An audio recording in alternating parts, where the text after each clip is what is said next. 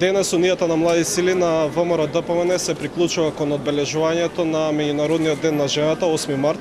Денес решивме членовите на УМС на ВМРО ДПМН тука во Скопје, меѓутоа и во секоја општина во Република Македонија, на припадничките на понежниот и поистрајниот пол да им го честитаме празникот и да искажеме должно и искрено внимание и должна почит према сите припаднички на понежниот пол. Жената е лидер во развојот на општеството, лидер во напредокот на општеството и токму поради тоа членовите на УМС на ВМРО ДПМН решија да го одбележат овој празник.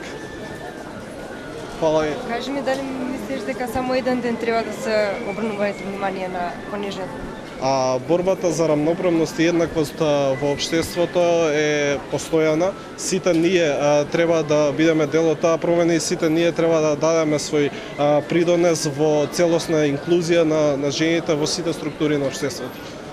Така да секој ден во годината треба да даваме почит и внимание кон жените.